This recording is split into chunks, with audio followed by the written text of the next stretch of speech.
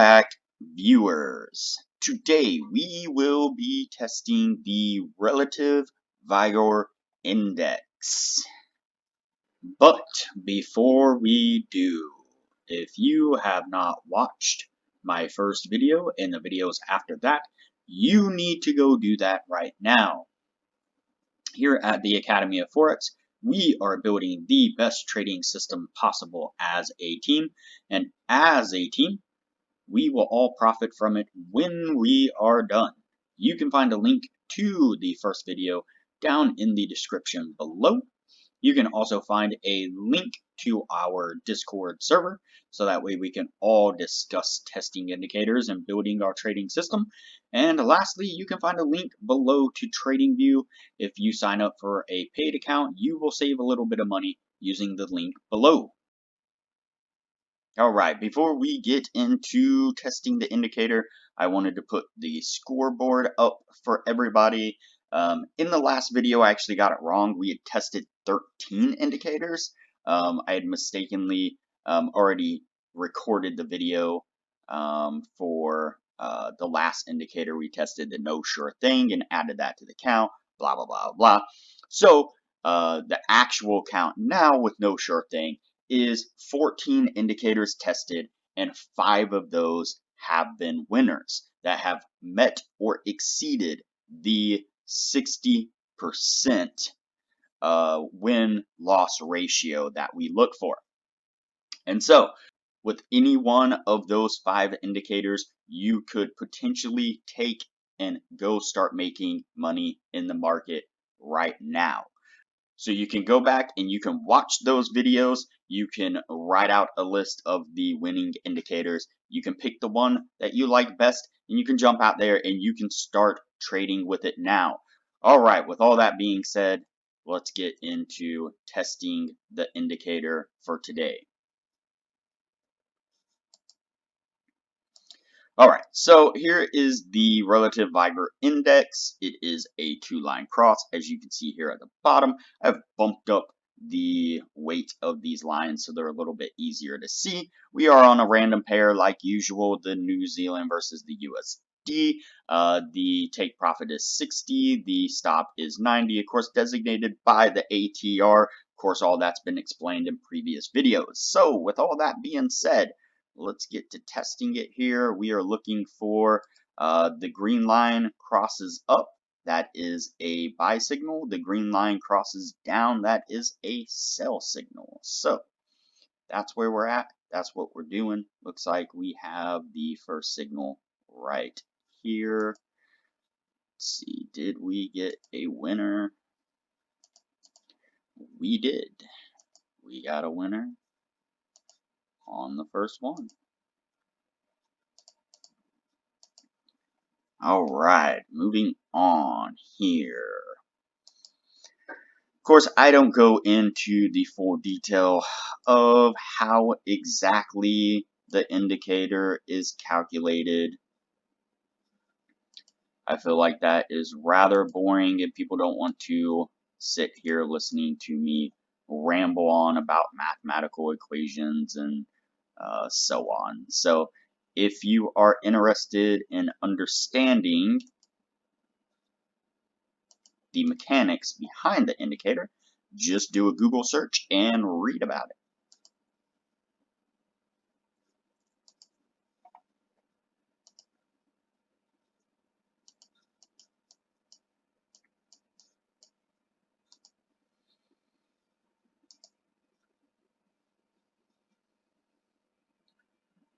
Looks like it's already taken a little bit of a beating right off, so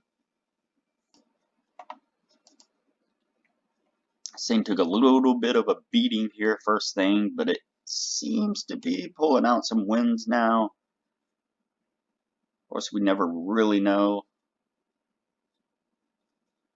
until it comes time to calculate.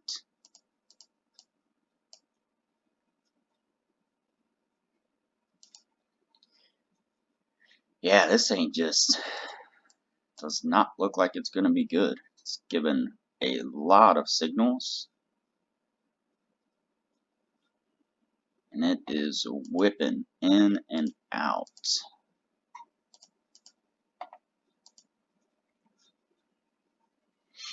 But we'll see.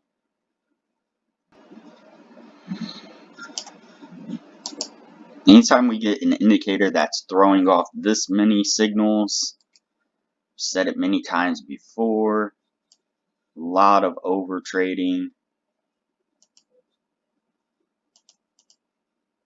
And typically when you get an indicator that is over trading, it turns out to be non-profitable.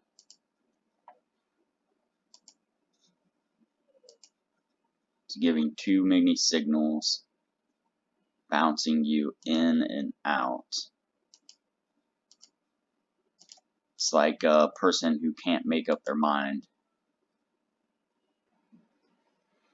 And as you all know, our goal here is to find the most profitable system possible. And so we need to narrow in on what will be the most profitable indicators first.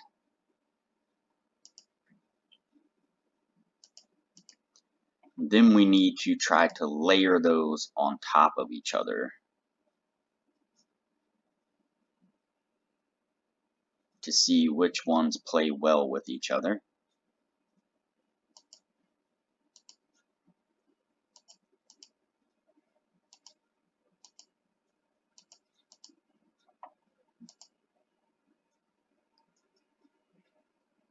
And as we do that, slowly an amazing trading system will emerge. And some of you may ask, what is the next step? So once I have decided, tested an indicator and determined that it does meet, look at that nice little run of wins right there. Once I do test an indicator and have confirmed that it meets the criteria we are looking for, after that, the next immediate step that I take, and of course I haven't done this with the indicators that we have put on our list yet, but as I developed my own trading strategy, what I would do is once I confirmed that the indicator was met our win-loss ratio, then I would immediately pull up other pairs and start testing that for confirmation across other pairs.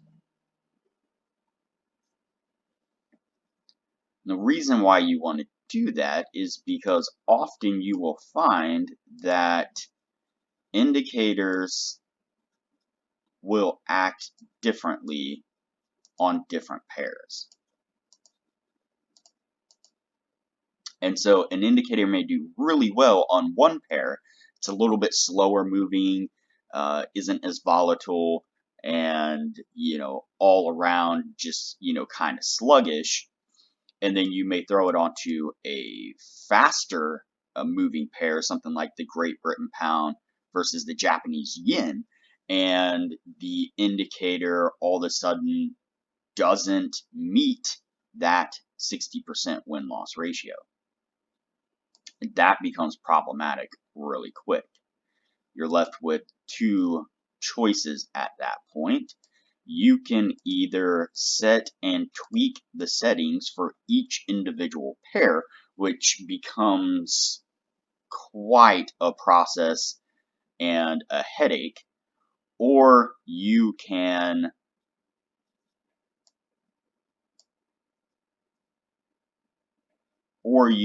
determine the pairs that it does work well with and attempt to only trade those specific pairs. Personally, I like an indicator that is transferable from one pair to any other pair. Trust me, you don't want to sit and have to tweak an indicator for each and every Forex pair. It becomes a nightmare really quick. This thing just throws out some really random signals. I mean, I guess maybe that little notch created that little notch. Boy, I just, it's not gonna work. All right, let's see here. We are at the end of the year. Let's tally this thing up. 1, 2, 3, 4, 5, 6, 7, 8, 9, 10, 11, 12, 13, 14, 15, 16, 17, 18, 19, 20, 21, 22, 23, 24, 25, 26, 27, 28, 29, 30, 31, 32, 33, 34, 35, 36, 37. That is a lot of signals. Let's see. 1, 2, 3, 4, 5, 6, 7, 8, 9, 10, 11, 12.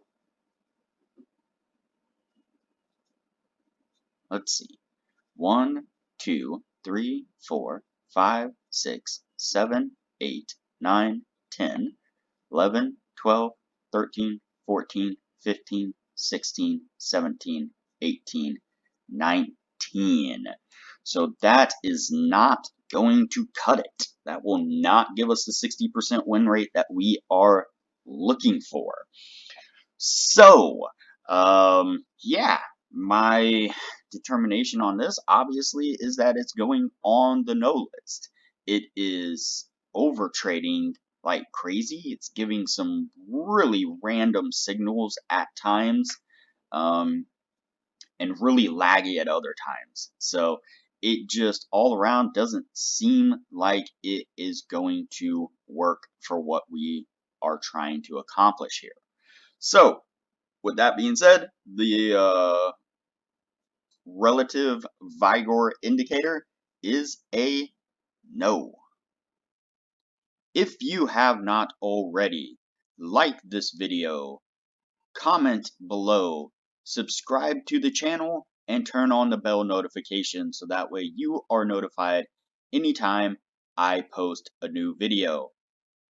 As part of the team, it's important that you are seeing the new videos as they come out so you know what it is that we are discussing and what indicators we are testing, have tested, and have not tested. Also, like usual, there is a link below in the description to the Discord server.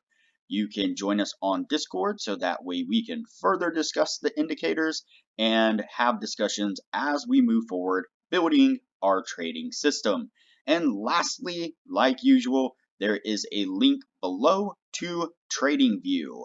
If you like what you see whenever I use TradingView and you are interested in signing up for TradingView, if you use the link below and sign up for a paid account, you will save a little bit of money. So, alright everybody, I will see you on the next video.